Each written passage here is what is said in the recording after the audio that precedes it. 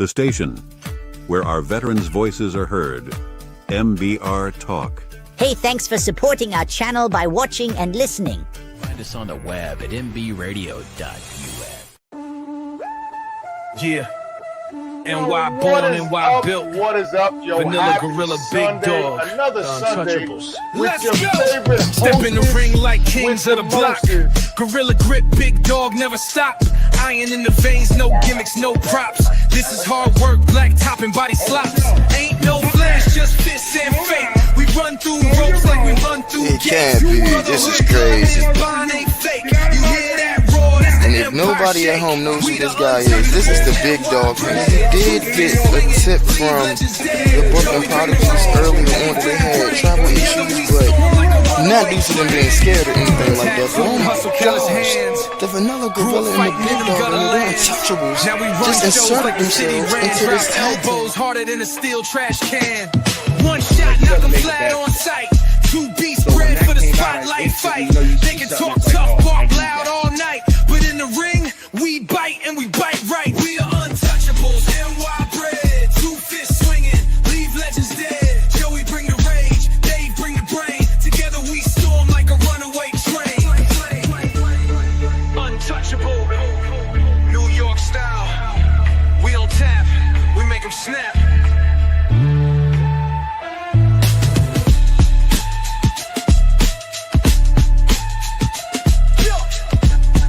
We don't tap, we make them snap.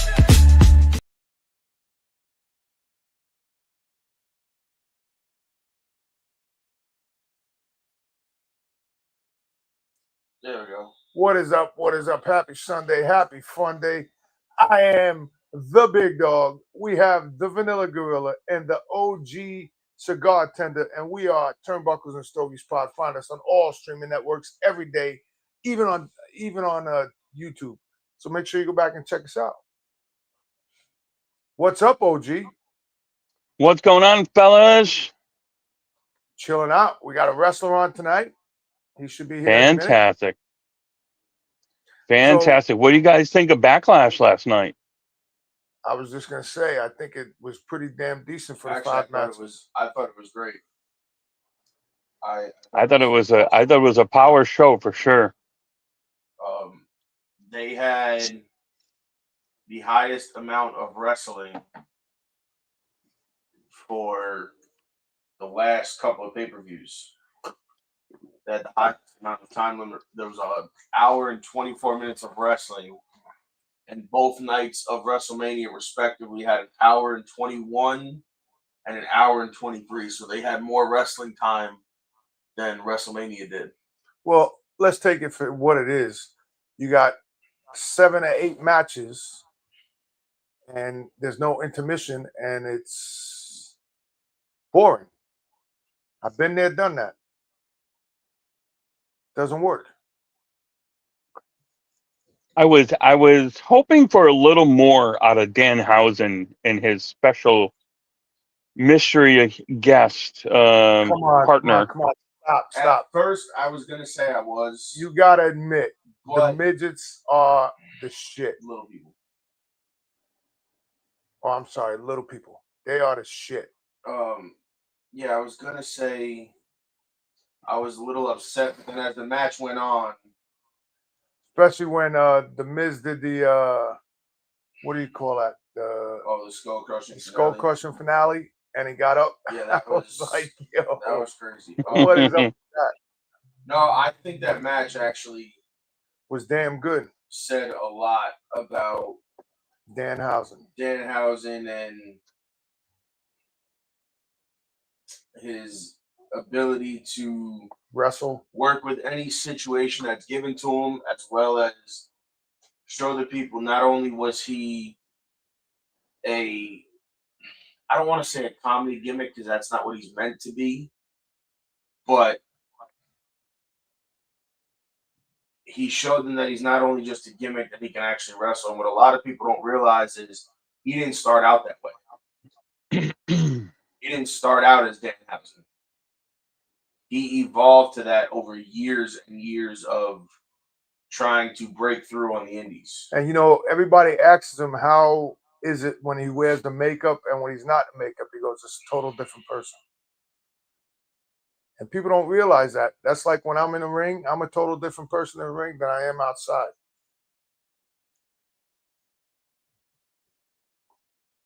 You know? So. Yeah. No, again, it was a quality match and definitely showcased Danhausen in that match. My point is, I expected, I don't know. That's not what I expected. That's all I'm going to say. But overall, the pay-per-view was very good. I mean, right up to the main event in Fatu, they did a great job at really bringing the emotion and feeling into that Fatu character in that match. Like, it just steadily built, and then that match he just went off, and I thought it was great. And there was a point where I thought maybe Roman was losing that belt already. What I say to you in the beginning, bud? No, that's exactly what we thought too. I said, here it goes. He's gonna lose, and I don't care if he loses because he doesn't need the belt, and he tells you, I don't need this. He goes, my family's well off right now. Dude, he's making $170 million a year. Yeah, no, it was a great show, top to bottom. I didn't have an issue with anything. Let me ask you guys this about the Asuka thing. Is she done, or is she taking a break? That little, they said that looked like a goodbye at the end. That looked like a goodbye. But remember, she trained. Yeah, I know. She trained Io Sky. She trained. Yeah, but they were at each other's throat there. Like, Asuka had a bitter resentment towards Io, and then at the end they hugged, and it looked like Asuka was waving goodbye to the universe. I think Asuka's that's done. What it is. I think that's what, if not done, she's going away for a little while. Yeah. But overall, top-notch show. Top-notch. I give it a B+. I give it almost an A. Almost. Not an A+, not an A, but in between A and B. How about that? Okay. So, guys, we need to get our guest on here. He's here. Hello, Vincent. Hold on.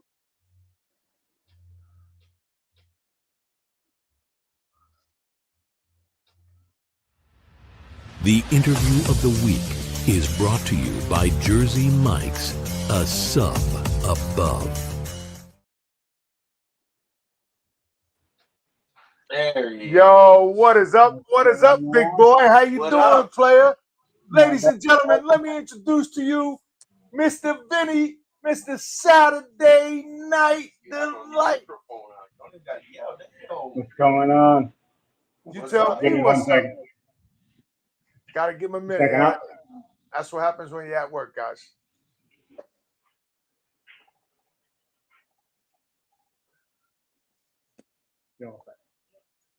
That's what happens when you're at work.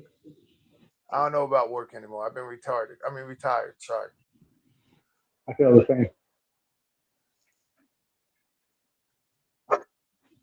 Give us a little background here while we're waiting. So, no problem. It's what happens when you work with people who cannot show up to work.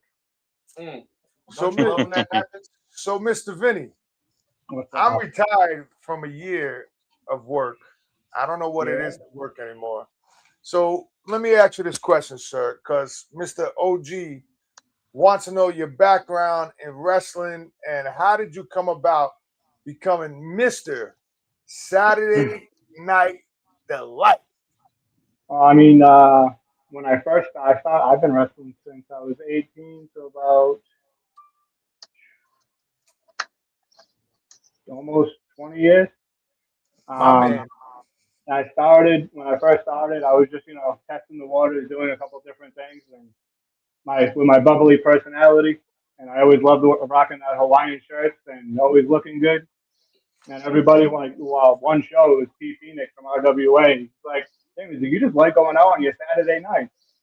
And I mean, ever since then, it just stuck, and rocking with the Hawaiian gear, always flashing that money that I used to have, not anymore. But always rocking, always having a good time. That's what it was all about. So let me ask you this question. So when you go into the crowd and they announce you as Mr. Saturday Night Delight, what is your feeling when you're a different person when you're outside the ring, and then when you hit that ring, you're a total different person? Am I correct? A little bit. Well, what you see when I come through that curtain is a lot of my personality. I'm always laughing, always having a good time. But then when I come through that curtain, I got that attitude during my entrance. So when that bell rings, then I'm a totally different person. Then I'm down to kick some ass and still have a good time while I do it. But what you see pretty much when I come out there is definitely me outside of wrestling.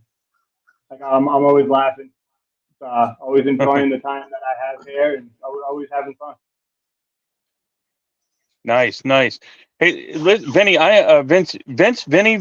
Vinny, what have you called? Vinny. So Vinny, I'm the OG. I'm one of the guys here. I started with these guys, stepped away for a little bit. Now I'm back. So I don't know a lot about you, but I always have this question for wrestlers that come on because I want to know what that feeling's like. The very first time you're in Gorilla, you're about to come out. Tell me about those emotions and what's going through your head at that particular moment. My first ever match. The first time I ever came through, I was scared shitless. I'm not gonna lie. I didn't know how the crowd was gonna react. I had the hairs on my neck standing up, the hairs on my eye. I was nervous, scared, but also very excited to actually make my debut because it was something I've always wanted to do since I was a little kid. I've watched wrestling since I was about 4 years old. I've always loved it. Always used to do it with my stuffed animals in my living room, setting up the steel chairs, beating myself with it. But yeah, no, it was definitely a fun time and like a weird emotion between like the nervous and the excitement. But yeah, no, it was definitely an experience that you can never forget the first time going through that.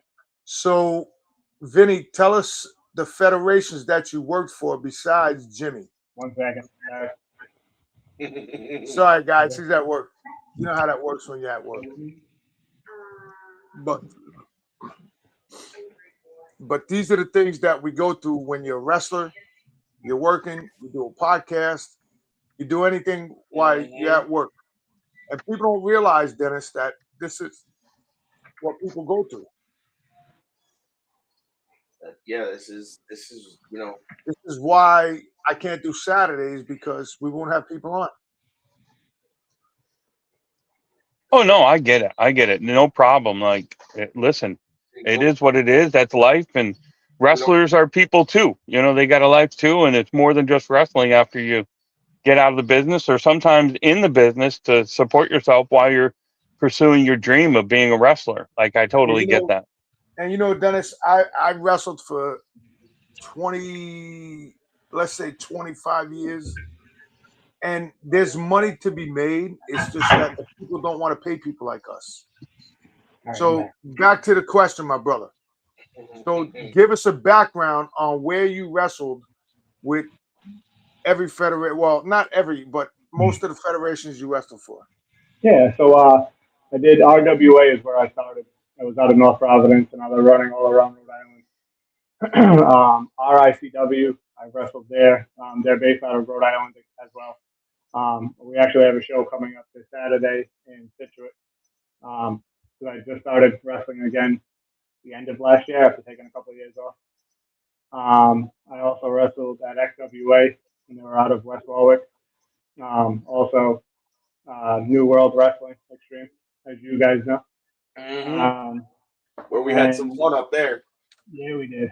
Yeah, we did. We had a lot of fun up there. So now that you said that, hold on, OG. Now that you said that, New World Wrestling Extreme. Man. Me and Joe were brought in, and we were doing the booking, and it was me. We weren't so much doing booking. We were brought in you were brought in as commentary. I was brought in to kind of do whatever. And then I got stuck, well, not stuck, but kind of thrown on one night as it goes. That's just how the business works. But we had a lot of fun. Bro, we made up up a lot of fun. Vinny, we made up the list, and we had the list, right? So the list was in the back. So it was me, dude. Joey, and who was it? Hakeem? No, so it was me, you, I think OP, and Vlad. We're looking at the card in the back.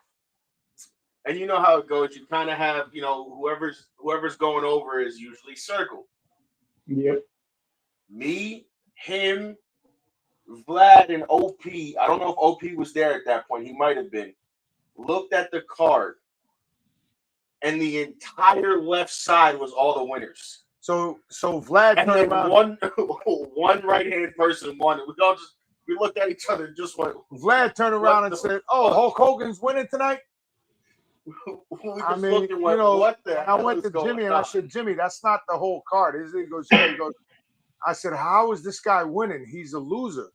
Not even so much. It was just weird that the whole left side of the card was just circled to go over. So it's just funny that nobody realizes that we're in the entertainment business. Am I correct? Yep, so 100%. Everybody doesn't realize that wrestling is entertainment. When I say entertainment, I can sit here and chop my son 100 times, and guess what? He's gonna turn around 2 days later, and I'm gonna sit here and he's gonna fucking beat my ass. No disrespect to anybody, but that's the way the business is. So good times. So tell us about how many wins you had and how many losses. Let's see. Or just a roundabout. Yeah. It was pretty even actually. Because when I first started, I won my first couple matches, and then I went on a very long losing streak, which almost lasted about a year.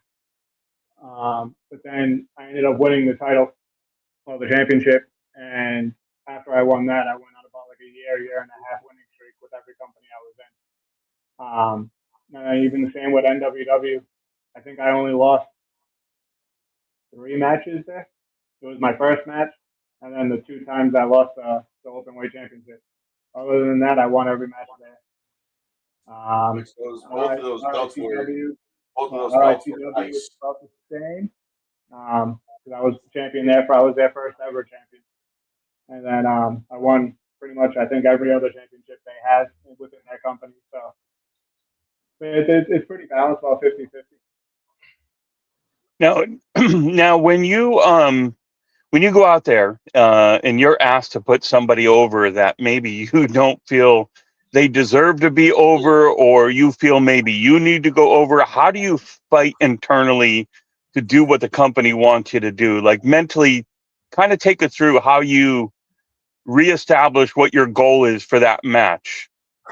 So usually the storyline, obviously, are a couple months out or a couple weeks out. So you kind of have the idea of where you're going with it. But there's been some times where I show up to a show thinking that I'm supposed to win, and then they ended up pulling some random person to come beat me. And that feeling, it definitely sucks. You don't want to do it, but you know that if you don't, you're going to get a lot of shit for it. So, I mean, you pretty much just swallow your ego and go out there and at least try making them look like $1 million and try putting them over as best as you could to either get the crowd behind them as a face, or have the crowd hate them as the heel that you're supposed to be. So you just got to go out there and try putting on your best showing. So that way you don't take anything away from yourself. And like I said, you help either build him up or he's going to break themselves down and make themselves look like shit after your match. Do you ever say anything to your opponent, like when they're underperforming, like, hey man, you got to pick it up? Like, like how do you relay that during the match where you're like, you're slacking, you need to pick it up? Usually in my shoes, when that happens, I'll probably grab them, throw them into the corner, give them a couple snug forearms, and then get in their ear and be like, listen, pick up your slack. You know, like you're bringing down the momentum, you're bringing down the match. Like you got to pick up your end. It's supposed to be 50-50 out here in this ring, and you're not doing your part. So if they don't do that, then I'll call an audible in the ring. So like if they're supposed to go over, I'll call the audible, and once I get into the back, I'll tell the booker, like, listen, he wasn't ready. He couldn't perform with me. He's not going to be able to perform with other top guys. So, I mean, I did what I thought was best. And if you don't like it, you can strip me and do what you got to do. But see, and that's what I like. That's the same thing I'm going to say right now, because I was wrestling SD Jones in Allenton Avenue in Brooklyn. I mean, in the Bronx. And it's me and my partner with SD Jones and Mr. Haiti. I got SD Jones in the corner. I'm smacking him. He goes, I got him in the corner. I'm smacking him. He goes, I need to feel that.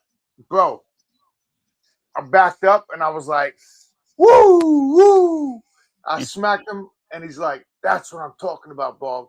That's what I'm talking about. But this is what people don't understand. When you're in a corner, and if you watch wrestling like myself, Joey, and Dennis, like last night, let's take last night, for instance, when Seth Rollins was talking to Brock Lesnar, and Brock was talking to him, and you can see... No, Braun, not Brock. Braun. And you can see Braun's lips moving. And he's like, I got you. That's how they won the match, because he's telling them, yo, you got to go over, bro. This ain't making you go over. So this is how you have to go over. You have to go over to beat me. If you don't beat me, I'm not putting you over. Yeah, and I know. People don't realize that, Vinny. They don't realize that it's an entertainment business. Mm-hmm. You know what I mean? Yep. If you can't get the crowd behind you, and you can't get the crowd to support you, like I said, either as the face or the heel, they're going to have no interest in anything you do after that match. You're gonna so, Vinny, on that note, we got to take a commercial break, and we'll be right back. Handle your business, and we'll be right back. Gotcha.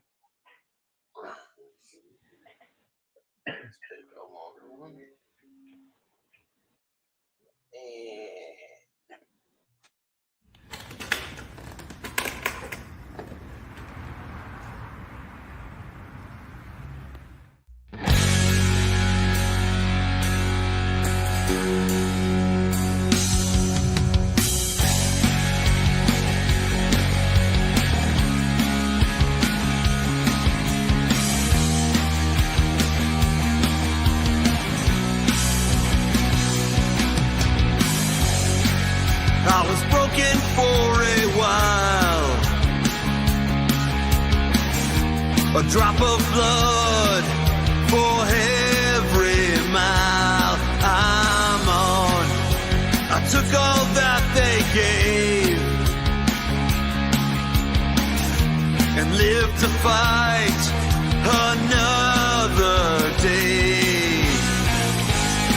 But if today is all I get, I'll make my mark and you can bet that I'll never surrender.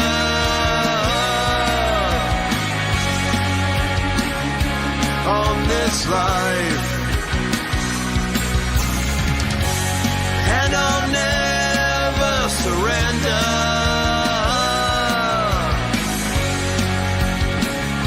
On this life,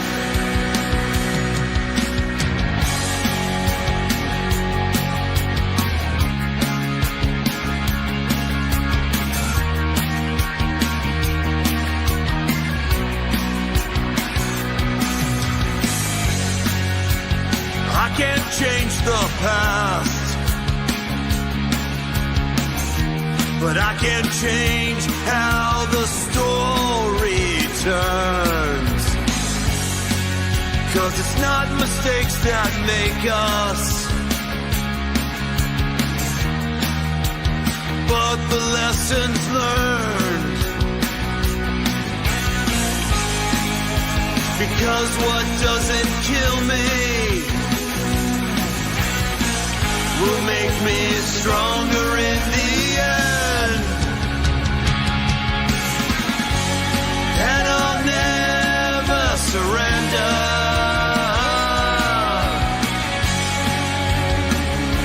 On this life, and I'll never surrender.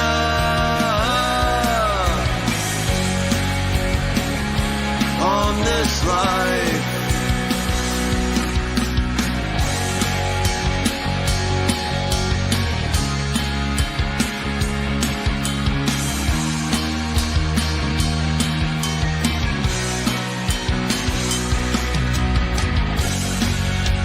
And even if I fall,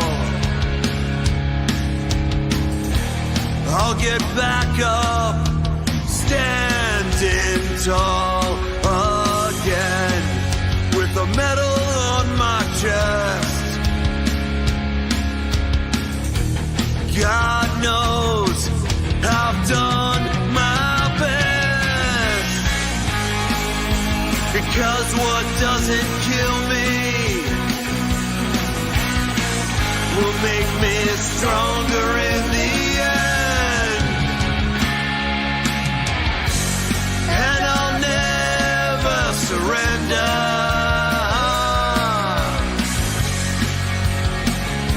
On this life. And I'll never surrender.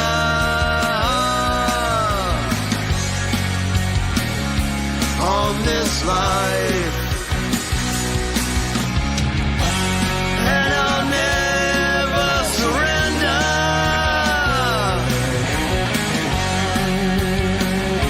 On this life, and I'll never surrender.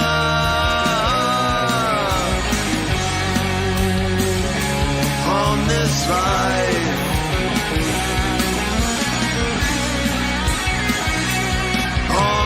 Life.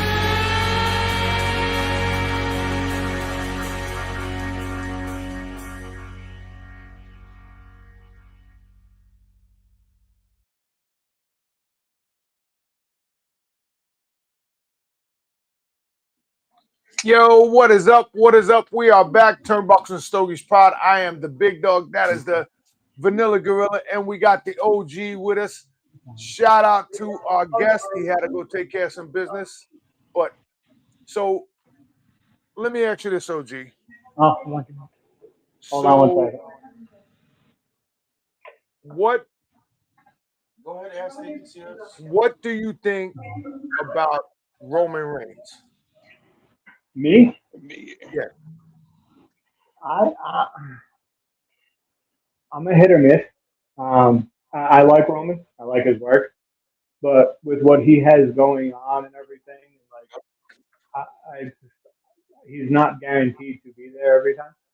And I definitely think your champion should be the face of the company.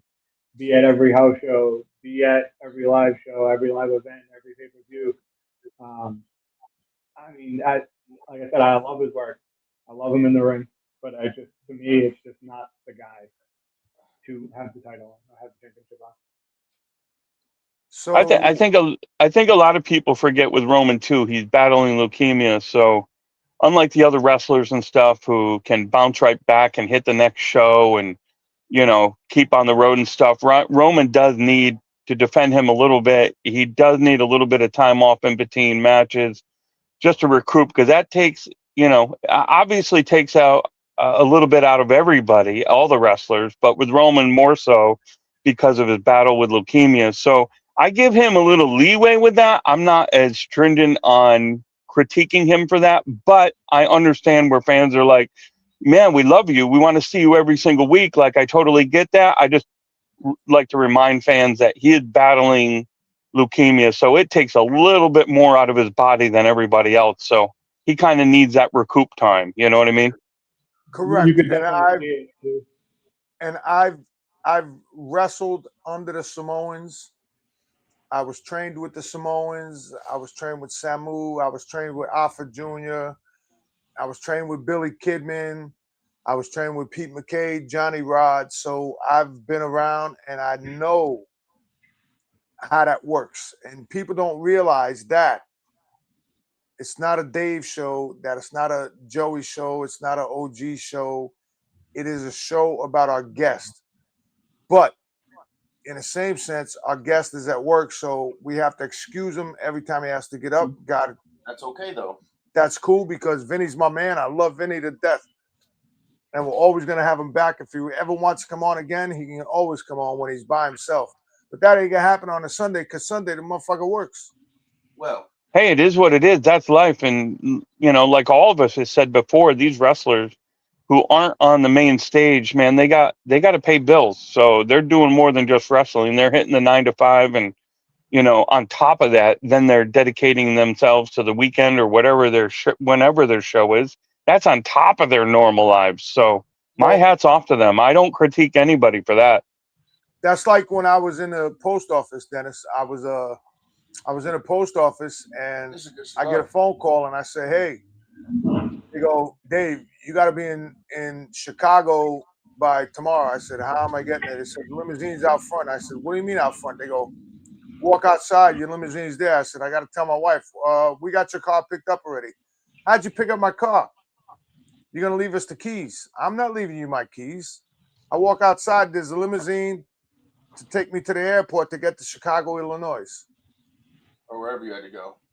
So shout out to Jerry Springer, my man Jerry. Peace. So, you know, it is what it is, and it's a crazy life because again, people don't realize that wrestlers have 9 to 5s that only work weekends. Like, you know, me and Joey's been trying to get booked, and it's crazy because they don't want to book people like us. They want to book their talent. It's not very easy. You know, it's not very easy to do those things. And I mean,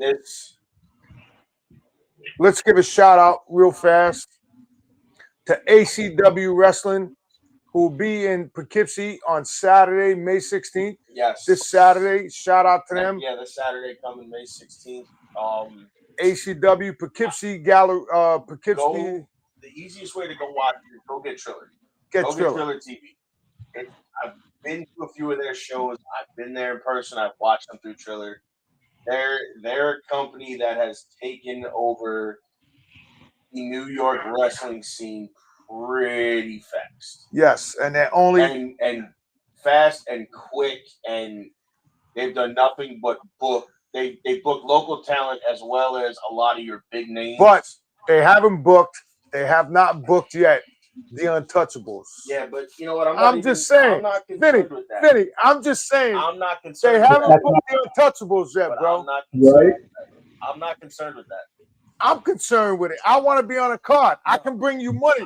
I can bring you people. Am I correct, Vinny? Yes, you are. I'm not concerned with that because they have such a card that it's the amount of talent on this next card is absolutely insanity. Richard Holiday, Big Daddy. So when am I going to see the Untouchables and Mr. Saturday Night Delight like teaming together in a ring? Am I ever going to see that? Well, let's ask Miss Saturday Night Delight. I mean, it's a potential that. Let's ask Miss Saturday Night Delight. It's a potential that eventually could happen at some point. If I showed up to an event, if there was a company that would make it happen, it would only probably be one. And that's a very hard company to get booked with again. Yeah, I know. Yeah, that's because they have the Tank, and the Tank don't like me because I told them how it is. It's very hard to get booked with that company, even though I feel like it'd be kind of fun to work for them. You're right. Again, like you said, I was their longest open weight champion, and I still can't even get back on that card.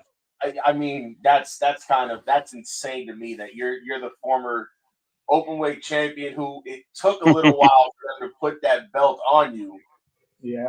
I remember you challenging for that belt a few times when I was up there, and then after we were gone, you eventually got, your shot to be the champ. Yep. And that was right around the same time, I believe, Ryan and Big Jim won the tag belts. I forget who his women's champion was at the time. So let's go back to this, Vinny. So let's go back to when myself, and I don't mean to cut Joey off, but when me and you became friends. Yep. You always cut me off. What else is new? You're talking about the Giants conversation? Yeah, when we had the conversation. He said the Giants conversation. All right. So, he was wearing something New York Giants, and I just went over and we just started talking about the Giants, and we instantly clicked. And we've been friends ever since. Exactly. Once you find somebody with a Giants fan, you got to stick with them. There's far and few in between up here where I live. Now, there's no Buffalo Bill fans here, right? No. No, only a 49ers fan, unfortunately. Or a 49ers fan anywhere? Yeah, I don't see a 49ers fan. You see, sorry about you. Those times we had up there, that little pavilion has made so many memories and made so many friendships out of that. Bro, it is insane to think that it goes back to all of us come from all different walks of life, all different places. You go to one single thing that everybody has in common, and you become friends with all of these guys. So, Vinny, me and Joey pulled up there the last show we had that me and Joey showed up to. Oh, yeah, we made that decision. Bell time was 7 o'clock. We left my house at 4 o'clock. We left my house at 2:30 in the afternoon and just decided to say screw it and jumped in the car and drove 3.5 hours. I drove 3, and then because we wanted to. We were fucking bored at home. So we get up there. I show up. That was fun. I pull in. Guy goes, "You can't park here." I said, "Bro, you know who I am?" Guy turns around and goes, "Yo, that's Big Dog." He goes, "He can't park here." Well, he goes, actually, the one that told him that we could park there, they went and got True. And he goes, "He can't park there." He goes, "Yes, he can." He goes, "You leave his car right there, and you do not bother that man." So I got out of the car. I did what I had to do. I lit a cigar, and Troop goes, "You got one for me?" I said, "You got $8?" He goes, "What do you mean, $8?" And the best part I said, "You got $8 for my cigar?" It was nice to go there and just watch. So we weren't involved. We called him. We're like, "Yo, we want to come," and he was like, "Well, you know how to get here." I was like, "What's the ticket?" He goes, "You know how to get here. Just get here." So he goes to us. He goes, "Show up to any show you want. You're welcome. You don't have to pay." I literally. So then that night there was a little quarrel in the crowd. I'm standing in the back. He goes, Dave, go over there." Oh yeah, they called me and you. Me and Joey go over there. I'm like, "Yo, my man, you gotta leave." He goes, "I'm not fucking leaving." I said, "Bro, you got about 30 seconds to leave, because if not, you getting put out the building." They got me, you, and I think it was Mike there. I think Big Mike might have been there. Mike was there. Mike was like, "Yeah, you got about 30 seconds to walk out the door." And then Brickhouse asked why we didn't come get him. I said, "Because you would have knocked the guy down the hill." So I said to him, "You got 30 seconds to leave." So the dude walked away. I said, "And you're not welcome here no more." We told him what happened. Brickhouse goes, "Why didn't you come get me?" I said, "Because we all would have caught a charge if you would have came and got him." I said, "Because you would have punched him in the face and knocked him down the hill." He goes, "You're probably right." I'm like, I know how this works. I'm like, I've seen this one too many times. So that would just be Brickhouse being Brickhouse. Exactly. So, Vinny, let me ask you this. Yeah. So what's it going to take for you, Vinny, Mr. Saturday Night Delight, to get me and my son to team with you in a wrestling event? Before that, we should talk about how he took a few years off. Oh yeah, and now he's coming back. I know why he took a few years off. He's coming back into the sport. So I knew why he took a few years off, but I'm gonna let him tell you, because that's not my business. But I knew why he took a few years off. Shout out to him and what he does. Oh, let's just play this quick little 10-second commercial I put together. Yeah. And why born and why built. Vanilla Gorilla, Big Dog, the Untouchables. Let's go. Step in the ring. That's what that video was. So what guys, you guys just saw is the announcement. Our cigars are here. Shoot us a DM on Instagram at Turnbuckles and Stogies Pod. We'll get you over the information to send the money to our broker, who will be bringing them in, and you guys will be dealing with. So shoot us a DM on Instagram. Get your 4-pack. It's $110 shipped. That pays our broker. That pays your shipping. That pays it to be properly packed and shipped to you guys. So now, tell them what you said. Now, what I was saying was now that we should get into the fact that, like you said, you took a few years off, now you're coming back. Has the landscape changed for you in those few years coming back into the business? Yeah, there's definitely a lot of new faces, a lot of new talent out there. You can see that the way that they were brought into the business is a lot different than how we were brought into the business. Some of the kids nowadays lack some respect. Correct. So then, while you're training and doing your thing, or when you're working them in the ring, you gotta remind them who was there first and how we used to do it back in the day. So I'm gonna ask you this question, Vinny. Yeah. So when you walk into a locker room, you shake everybody's hand, correct? Exactly. There's guys that walked into a shop with me and Joey and walk right by me. Next thing I know, we're wrestling them. I'm like, hello. Oh, you're talking. I'm Dave. I know what you're talking about. I'm Big Dog. This is the Vanilla Gorilla. I know what you're talking about. I said, this is the Vanilla Gorilla. They're But like, I think that also, because we actually spoke about that with Ryan and Big Smoke a few weeks back about the shaking of the hands and being a lost art. And like you said, I think it's toted to the difference in training and how guys are brought in. That's an old school kind of way of being, and again, it, like you said, it goes back to the training aspect of how these guys were brought in, how they were trained. Some of them may have not been taught to go in and shake everybody's hand and wipe your feet before you get in the ring, because again, that is that,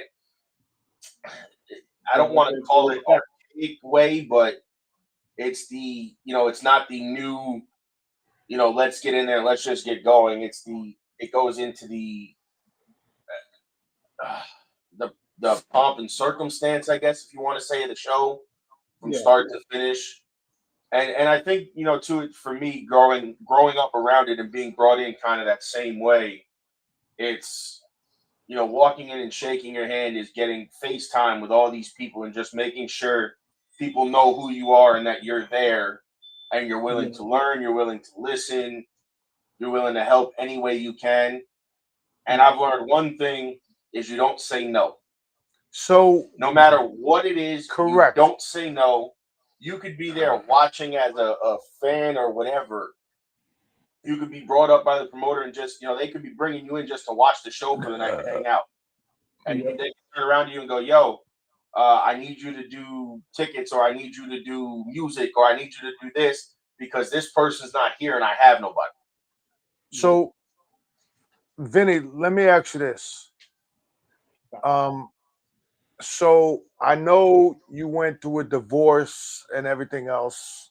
Yep. So tell us not how that went, but tell me how. I know how it went because I spoke to you. So what you're trying to ask is how it affected his wrestling career. Correct. So I was wrestling a lot and working 3 jobs when I was married. She did not work, so I was supporting me, her, the 2 kids. So I was, working my regular job, which is the 40 hours a week. Then I was doing 2 different security companies on the weekend and at night. And then I was also wrestling on the weekend to make some extra money. Once I got divorced, I was still working all those jobs. But then I ended up doing the security more on the weekends. So it kind of took away from the wrestling because I was making a lot of money and traveling a lot more. And then even when I wasn't traveling with the security, the weekends were with my kids. So because I was with the kids, I didn't have time for the wrestling. Like every now and then, if I had somebody to come with me, my kids would come to the show with me.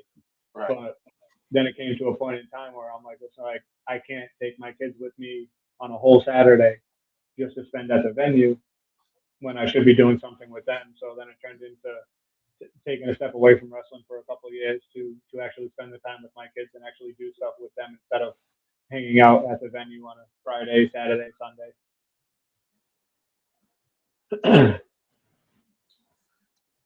But, So it impacted you pretty good, but it sounds like you overcame that, and I think other wrestlers have been through that. Let me kind of switch topics for just a quick second.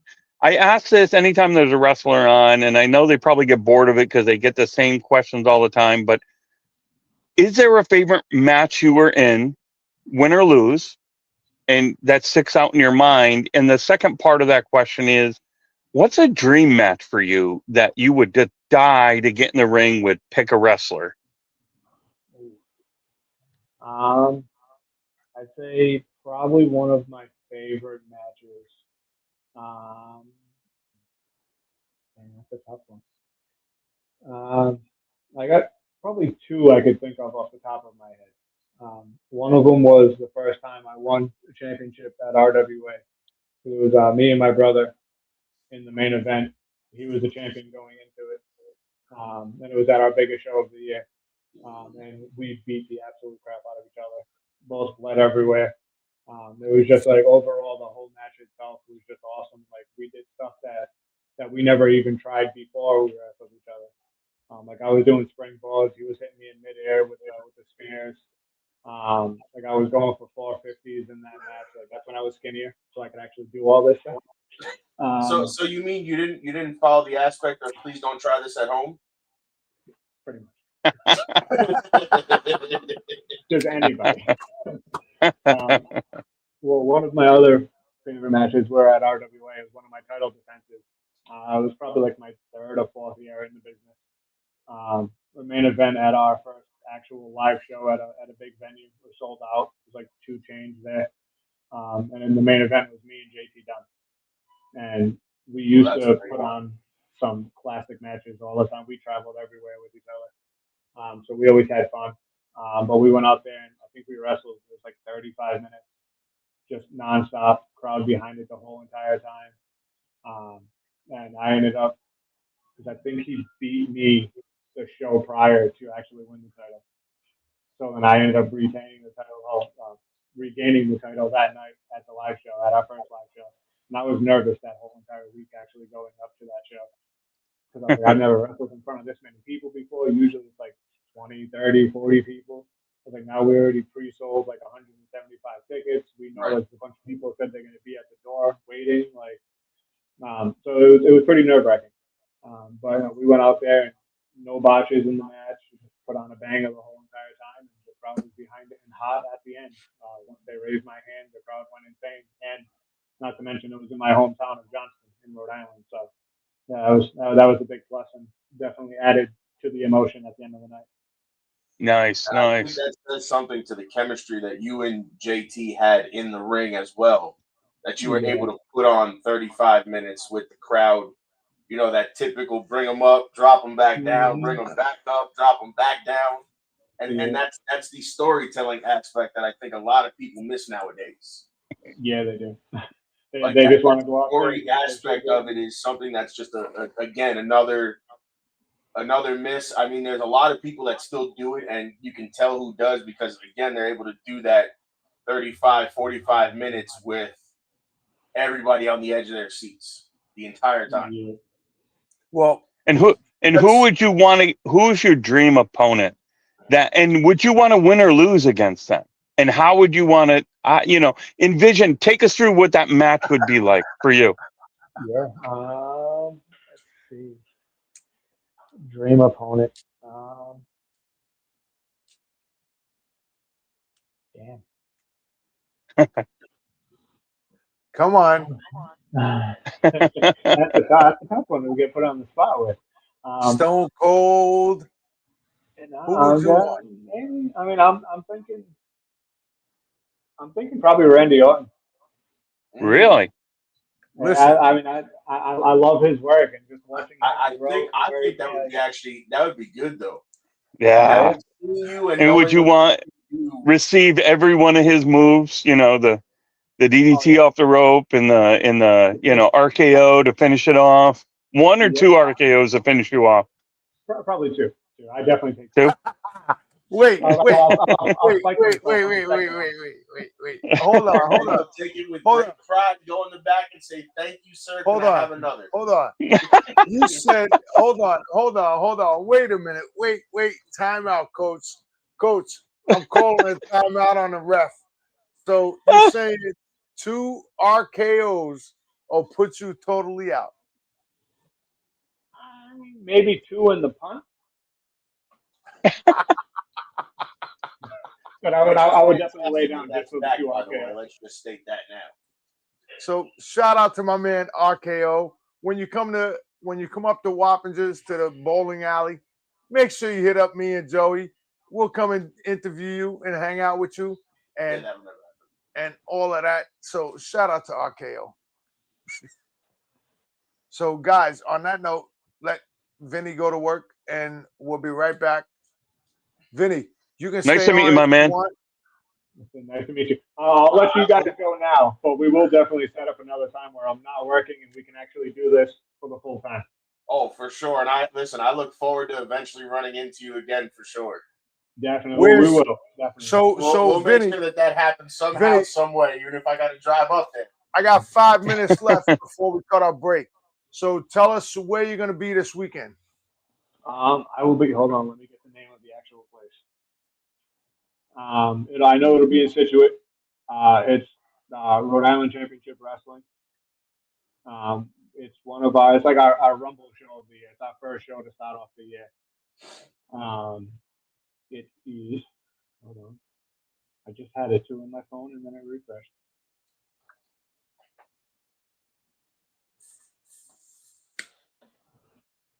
It's called No Limits. It will be at the Hills Tavern at 417 Putnam Pike in Chepachet, Rhode Island. Bell time will be 6 o'clock. There you go. So guys, I'm not gonna be there, but I'm gonna be there. So guys, there you have it from Mr. Saturday Night Delight, Mr. I love him, Vinny, Mr. Saturday Night Delight. Yo, dog, we love you. And we hope we can have you back on in the next month or so. Please hit us up. So, guys, there you have it, Mr. Saturday Night Delight, Mr. Vinny. We love you, dog. Appreciate you, and we'll do this again for sure. Definitely, man. We'll be in touch. Absolutely. Be good. Right, peace. Commercial break. Cool dude. Listen, I have nothing but good things to say about him since the day we met in New World Wrestling. Really that whole roster when we first got up there was an incredible roster.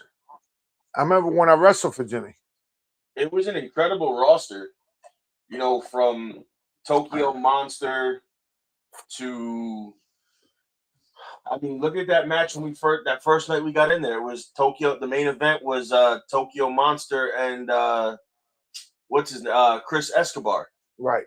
And they went all over all over that pavilion outside. What? Which is VFW. American Legion Post 85. American Legion. But that place. The cards that he had, you had the very first memorial show for his grandfather. We were there. We were on the call for that one. You had Blood and Bones. We were on the call for one of those. We're actually on a call. Time out, Coach. We're on a call for all his calls. No, we weren't, because we were only there for behind the desk, I think, for 3 or 4 shows, and then we left, because we had some stuff come up. So we got off the call, but his team took over afterwards, and they've done a great job since. I mean, listen, we had a blast up there with the amount of people we've had the opportunity to cross paths with. You know, the House of Pain, Dan the Man, Lucas Chase. We've had the opportunity to cross paths with a lot of good, Correct. if not great, independent wrestlers. Correct. And a lot of guys that we've had the opportunity to see other places after that. And it's like we've never stopped talking. Yeah.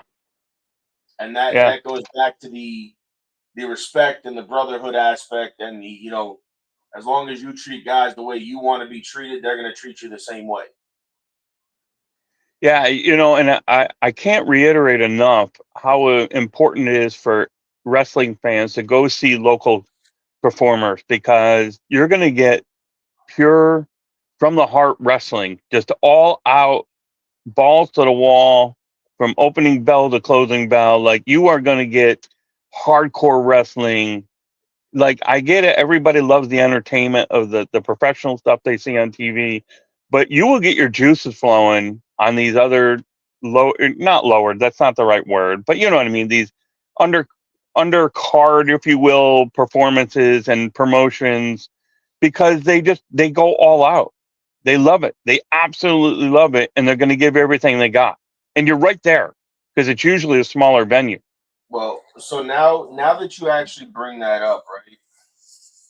Now that you're bringing that up, I'm actually going to, because we talked about it a little bit on, while Vinny was here, about the show coming up next weekend, or this weekend coming. Mm-hmm. So just to kind of, when I say they took over pretty quickly with the star power and, the wrestling and stuff like that, I believe this is on top. I don't know if this is on top as of officially, but you have Andrade El Idolo versus Richard Holiday with Big Trouble Ben Bishop and Smart Mark Sterling. And let everybody know who Andrade is, because that's a name. That's a name. They might not. I'm not done with names. That's just the tip. Andrade is from WWE. No, AEW. And former WWE.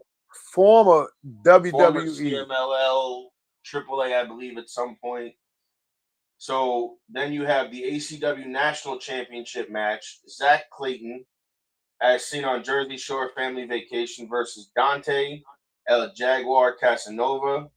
You have the 5-way survival match. Number 1 contendership for the ACW National Championship match. So what's a survival match? What's a survival match? It's just it's a 5-way match. As far as that's all the description I have. But typically, what's a survival match? Meaning like last man standing kind of thing, or just one? It could just be a way like they had, the 4 corners match. You had the 3-way dance stuff. So it's probably just along those lines of just one fall to a finish kind of deal. Okay.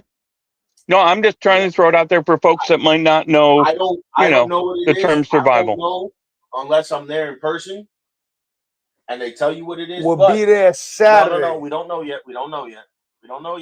I'm going to get my tickets. We don't know yet, but I got regular tickets. National Championship number 1 contenders match. Here's names are going to start flying. Brian Cage, Hammerstone, Flip Gordon, Old Manser, and a surprise mystery opponent. Now, just look at the star power in that match alone. Yeah. That's going to be Vance Warner, Brian Cage, Hammerstone, and Flip Gordon. I'm the 5th opponent. Then you have the ACW Tag Team Championship Steel Cage War, the final chapter. The now Hale Collins and Vic Delicious ACW Tag Team Champions versus Sent to Slaughter, Danny Moff, and Sean Donovan with the guiding light Josh Chernoff. That match is for sure going to be a contender for match of the year. I would think, because I've seen a lot of their matches throughout Jersey and New York and all over the place. I've seen their matches. I'm excited to see this one. The women's tag team match: Steph DeLander, ACW Women's Champion, and Indy Hartwell versus Vicious Vicky and the debuting Lady Frost. Then you have the ACW Cruiserweight Championship match: Leo Sparrow with Smart Mark Sterling versus the Phoenix GKM versus Lemo. I'm not sure. It's an Irish name, so I'm not sure how to pronounce it. I'm probably butchering it. Lemo. Then you have the Righteous, Vincent and Dutch with Yosifer Vincent and Dutch versus Yosifer with, I'm not even going to try to pronounce that name, his manager, and Wrecking Ball Legursky. If you don't know, all will fall to Wrecking Ball. Then you have Big Trouble Ben Bishop versus the Firework Fox Viner. Then after that, you have Crowbar with Vanessa versus Danny Doring, which is for sure going to be a fantastic match. Correct. Because I've been there for one of their matches in ISPW for the belt, and that match was absolutely insane. I've seen them go one-on-one in person. Now, the highlight of the night, and I think both of these are very well earned and deserved. The MJN Pro Wrestling Hall of Fame gets 2 inductees on Saturday night. It'll be the Macho Man Randy Savage and the Mad Dog Mike Bell will be going into the Hall of Fame. Shout out to Mike Bell. Which, again, 2 guys that absolutely deserve it. I mean, again, I believe I read somewhere that, no, maybe I didn't. But there says surprises and more to come. Obviously, card is always subject to change. We know how that works. Plus, Dave LaGreca is going to be there as well. I know Big Sally is supposed to be there. Shout out to Sally. So as I can read who's been confirmed because they've been posting it all over. So obviously you have their backstage team. You have Big Sally Graz is going to be there. Joe Clean, Real One. Again, the tag team match, like I said, Crowbar and Danny, the Steel Cage War. I mean, there's a lot of confirmed talent gonna be there Saturday night. If you don't have your tickets, I highly suggest you go on and buy them. Spending the $40 or $50, whatever it is, $30, something like that, on your tickets, because there's no way that you should be missing this show. Sounds unbelievable. And just what? That's the card. That's the card without their world champion on it. It's not too far away. You never know. Maybe I can make it down. I got to just check my calendar. Listen, you ain't coming down. Their world champion isn't even on that card right now. And that's not a bad thing. That's not a bad thing at all. Who's their world champion? Killer Cross. Maybe he's the mystery in the 5-way. Mystery opponent, or maybe there's going to be a world title match. I don't know. But that card alone is stacked without having to have your world champion on that show. And again, obviously having the world champion on the show would add another layer of star power, but they already put on such good cards that they don't need to have their world title defended on every card. And I think that's a tribute to their booking. I believe that's tribute to their storylines. And the fact that even though the world title may not be defended on every card, when it is defended, it's like a special attraction. Nice. The way to me, I think a world title should be. is even if they make an appearance, they don't have to defend that belt on every single card. So Right. shout out to them. We got to take a 15-minute break. We'll be right back. No, we're not taking a 15-minute break. However many break.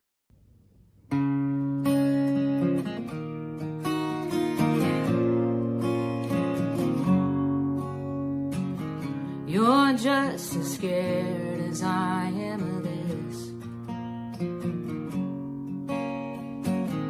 but we both know love is always a risk.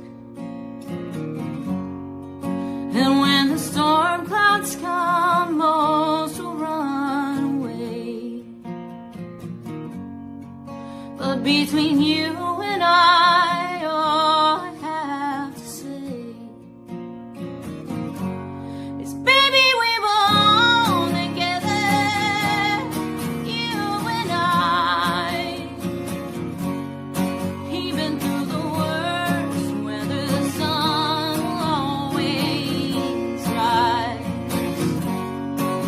And through the darkest nights, we will be just fine. And we'll be left with lavender sky, lavender skies.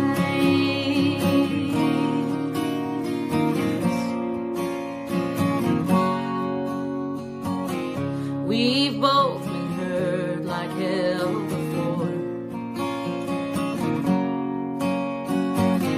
but we both know sometimes love is a war. And when the storm clouds come, most won't stand in the rain and dance. But between you and I, we should take a chance. 'Cause baby, we belong together, you and I. Even through the worst weather, the sun will always rise. And through the darkest nights, we will be just fine. And we'll be left with lavender skies, lavender skies. It might take a while to figure some things out. Nothing worth it comes easy. Through the time and miles, I've never had a doubt. I need you and you need me. 'Cause baby, we belong together, you and I. Even through the worst weather, the sun will always rise. 'Cause baby, we belong together, you and I. Even through the worst weather, the sun will always rise.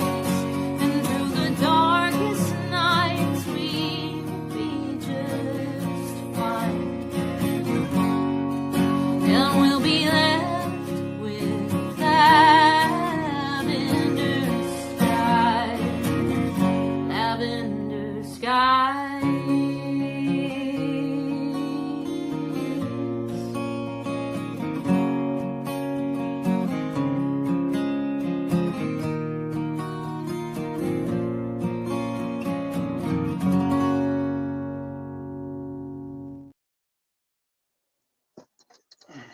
We are back. We are back. What's going on? Let's talk Backlash. I thought it was fantastic. I enjoyed every single bit of it. I mean, I like the fact that it was a 5-match card and done pretty quick. But It was fast. Well, the thought process behind that was, see, what a lot of people didn't catch is the UFC fight was on last night. Oh, that's right. So they want to get it over and done because they knew they were So going to what they lose an did is audience. started at 6. They went from 6 to, what was it, like 8:30, almost 9 Yeah. o'clock. The fight started at 9. Yeah, they wanted to get it over and done and get out of the way. Well, not even so much that. They didn't want to take time away from their UFC as well. Right. That's what I meant. You know, because I think that was another big thing is they didn't want to take away from their other business venture that they own because they didn't want to lose viewers or money. Correct. So I listen. I thought Backlash was great. I think there's more to come with Jacob and Roman. Oh, yeah. But as of right now, Jacob is suspended indefinitely until they review all the footage and determine how long he'll be suspended for. I think that's got to do with, I don't think it's the fact he's got anything going on. I think now you send him away. You let Roman maybe for a couple of weeks beat some people up. Or, you know, whatever. Jacob comes back. You know, and he uses, you had to use an exposed turnbuckle to beat me. You couldn't beat me on your own, whatever. And I think he doesn't come alone. I think he comes with some backup. I don't think Roman did that on purpose. I think it was desperation. He was just trying to hold on. That's my interpretation. He was just trying to hold on to something to, you know, break up that Tonga death grip. I don't think it was intentional. I think the old Roman, absolutely. The old Roman, you know, the Usos would have been involved and it would have been long and drawn out. So that whole turnbuckle thing, I don't think was intentional. I could be wrong, but it didn't look like it to me. It happened so fast. It wasn't like he sat there and tugged at that turnbuckle. Yeah, it happened so fast. He had to untie that turnbuckle for it to come off. But I didn't see him do that. I think they purposely had it loose. I mean, again, it could be. Who knows? But it didn't look intentional to me. It may have not looked intentional, and that's the way they wanted it to look for you. But I do think that that's going to be used. Oh, yeah. As the reason why absolutely. He won. And I think it should be used as the reason why he won.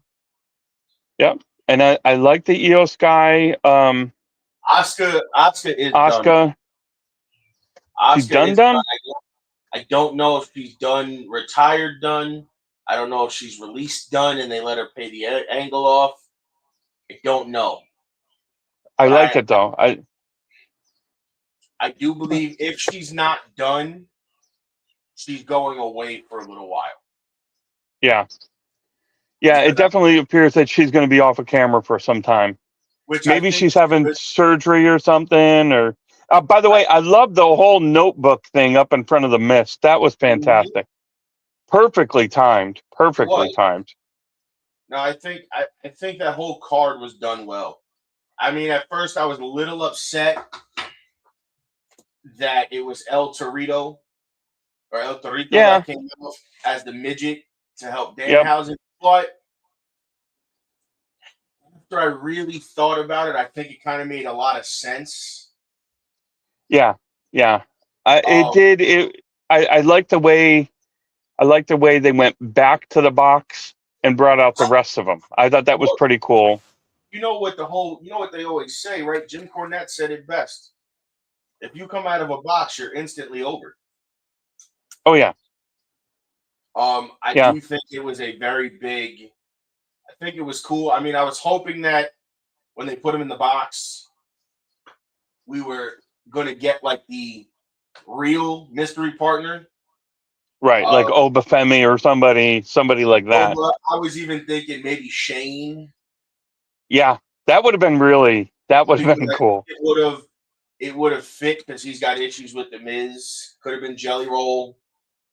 You know, there's so many people it could have been, but I'm wondering if they used the midgets not only to play into the gimmick, but maybe potentially the person they had in mind. They couldn't get the deal done. Right. I could have even seen CM Punk because CM Punk yeah. and Danhausen are very good friends. Pepsi Phil, as he calls him. Again, I thoroughly thought that was great because not only did they didn't just throw a random, as I call it, little people wrestler in the ring. They Right. used somebody who's worked for the company, who has had the experience in their rings. And honestly, a lot of people don't realize that not only was that guy El Torito, that was Mascarita Dorada, the little midget wrestler. That's who that is. Yeah. So, I like the match. It came around for me. I was a little disappointed, like you were, but then they did a good job at bringing me back, so to speak. they sold everything. They didn't just like ha ha he you can't hurt me. They sold. They let him get some spots in. So they did it the right way. And Miz is such the ultimate professional. He was the perfect one of the. I mean, Kip is nothing wrong with Kit. I think he's fantastic. I just thought the Miz was the perfect partner in that to really sell that match.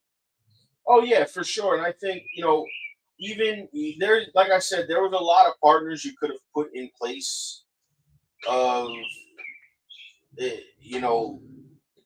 midget. Right. Or the midget wrestler, as it's called, little people. I'm not really sure what you can call them. I would assume micro wrestlers now is what they're called. I don't think they're as sensitive when it used to be a big thing where people would be offended by the word midget, but let's face it, they're little people, they're midget size, they're micro size. Yeah, I know micro wrestling's a thing. I know there's one that's a midget wrestling federation. Again, it ain't like we're trying to offend anybody. We're just stating what they can be called in numerous different places. Again, that Jacob Fatu match was probably, that whole card from top to bottom was absolutely fantastic. Really good. The one match that had me, it looked a little rough was the Breaker Rollins match. I thought they were struggling with their timing at the beginning of that match, but they seemed to work through that because it looked a little rough at the beginning and then it came around. That's Rollins' first match in second match in 7 months, they said, or something like that. Yeah. It was a little rough at the beginning, but then they got in the groove and you could see him bring it back. For his first match in 2 months or something like that. Yeah. He's been gone but for it was a little good. while. But it's good. And here's another thing. I really like his ring outfits now versus when he was doing the showman outfits. He looks more badass. He looks more badass this way. The showman aspect. Yeah. He went back. He is the architect.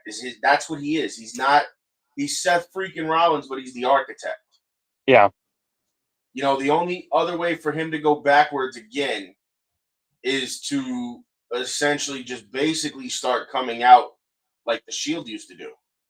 Yeah. And I think all in black. That maybe does happen again. I think that extends through the rivalry with Braun and the Vision. And I think it gets to a point where he kind of is like, the only way I know how to do this besides being the architect is guerrilla warfare, something like that. Right. And then I think you see that Shield gimmick come back. I think you see the all black. You might even see the vest again. I don't know. Yeah. definitely think you may eventually see something like that. Yeah, Breaker though is the future, man. He is so powerful. I like that they got him with Heyman. I think He Heyman hits can the rope. refine his mic skills. He hits You the know, rope it, 30 miles an hour.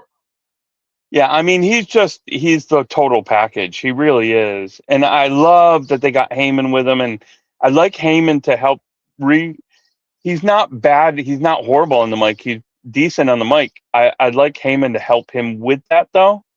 And kind of fine tune that Steiner voice a little But if bit. you remember, and I love the Steiners to death. I love them both. Two of my favorite wrestlers.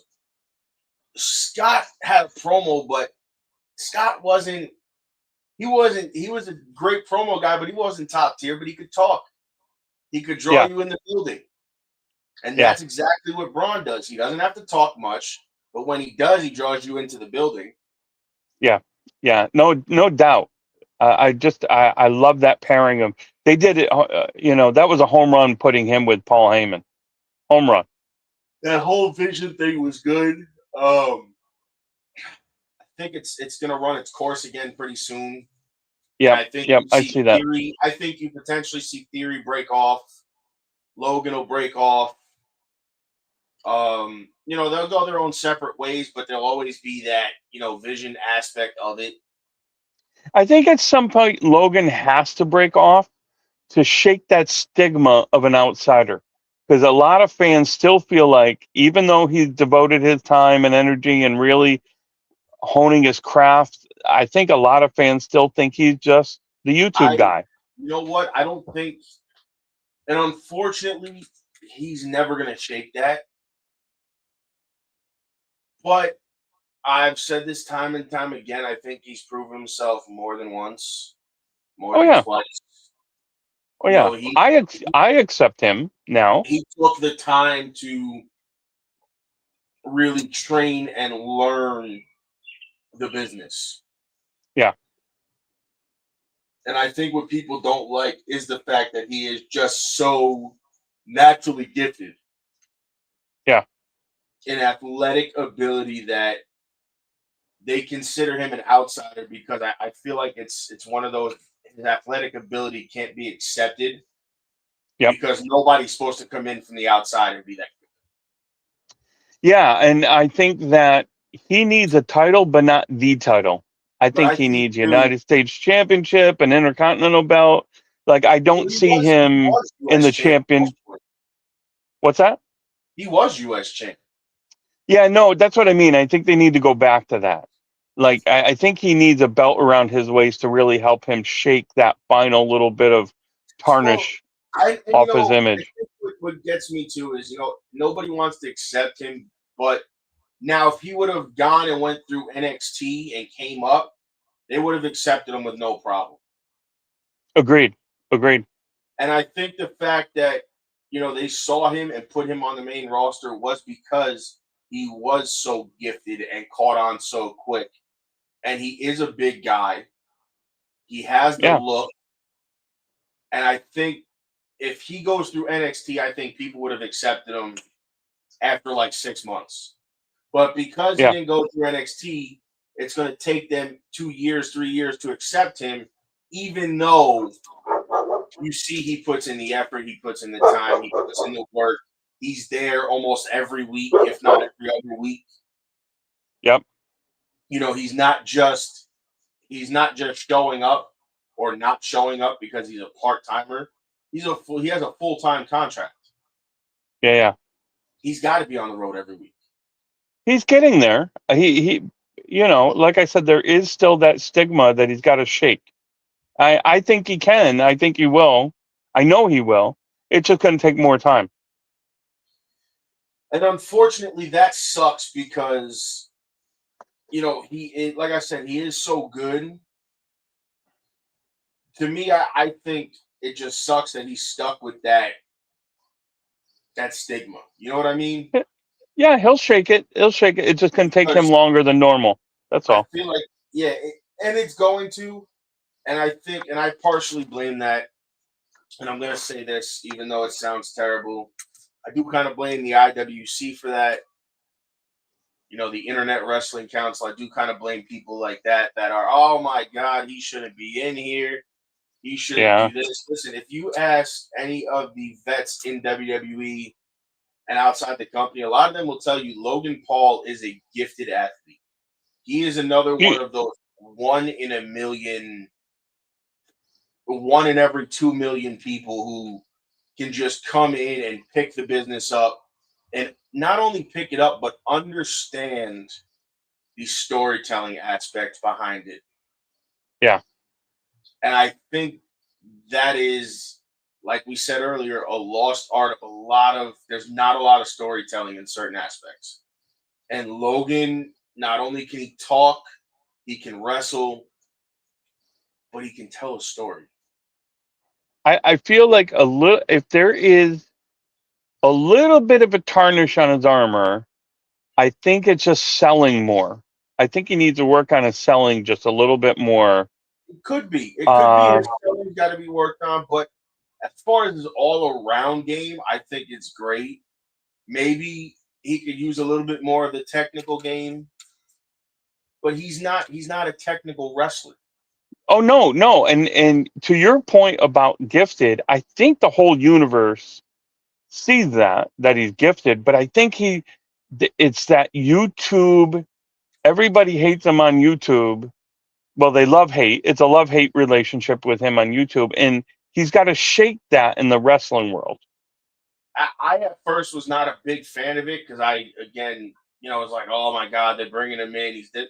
And then I seen him wrestle a few times, and I was like, okay, I'm like, he's got it. He does. I looked at him, and I was just like, okay, he's got it. You know, he knows what he's doing. He knows what he's looking for. You know, his timing is that, his timing wasn't there at first because it was still, remember, they brought him in and threw him right on the big stage under the bright lights. Oh, yeah. He comes in, first program he gets is with LA Knight going into SummerSlam in Cleveland. Yeah. I think that was like, I think it was, if it wasn't, it was SummerSlam. And I think his next pay-per-view would have been Survivor Series or the Rumble. I think it was Survivor. Yeah, it was Survivor Series. I don't think he was a part of Survivor Series, but no, he wasn't in a match in Survivor Series, but I think he debuted, if I remember correctly. He might have debuted. And then he had the Rumble. Correct. And then, because that's when he had that spot where Ricochet, where they collided in the middle of the ring. Again, that's another thing that takes timing on both sides. Absolutely. Him and Ricochet to be able to time that and make that happen. And that wasn't even practiced. They didn't try to practice that before the show. They just kind of went and did it. So that, again, he's got it all now. He understands. He gets it. And, with the veterans they have backstage behind the scenes as producers and agents, like Jason Jordan, Bobby Roode, Petey Williams, Kenny Dykstra, Jamie Noble, Shane Helms. Even look at the general managers of Raw and SmackDown. Yeah. Respectively. They're both former multi-time NWA World Champions, Ring of Honor champions. Nick Aldis is a multi-time TNA Tag Team Champion, Legends Champion, TV Champion, X Division Champion, Global Force Champion, World Champion in TNA. Like, those guys' resumes alone speak for themselves. You got Bobby. And he's still in shape as a producer and writer. And he's still in shape. Nick is still in shape too. Like that dude. I would love to see Nick come out and do a match. I think it'd be great. Same way I personally would like to see Adam Pearce come out and do a match, because I think they both still got a little bit. I'm not saying they got a lot, but I think no. But you would put Adam Pearce over the top if you had him come out and face, I don't know. You have him come out and go nose to nose. Who's he butting heads with? Gunther. He butted heads with Kevin Owens for a while. Yeah, like let him come out and butt heads with somebody in the ring, and even have him lose. But he would go in a loss. He would just be over the top as a general manager. Like, people would just be well, goo goo gaga for him, right. you know? I didn't even realize the time. We've been talking a little too long now. So, guys, listen, DM us on Turnbuckles and Stogies Pod on Instagram. Shoot us a message on Facebook, Turnbuckles and Stogies Pod. Cigars. Information for the cigars. And we will see you guys next week with the Cigar Clowns. Be smoking their new stuff. So tune in, check it out, and we'll see you next week. Peace. Peace. Ladies and gentlemen, thank you for tuning in to Military Broadcast Radio. As we wrap up today's show, we want to remind you that the podcast of today's episode will be available right after we go off the air. So if you missed any part of the show or want to listen again, be sure to check it out. And remember, we're here to support and honor our veterans. Your stories and experiences matter, and we are committed to giving you a platform to share them. That's right. We're here to give our veterans a voice. So don't forget to catch the podcast and stay connected with us. Giving our veterans a voice.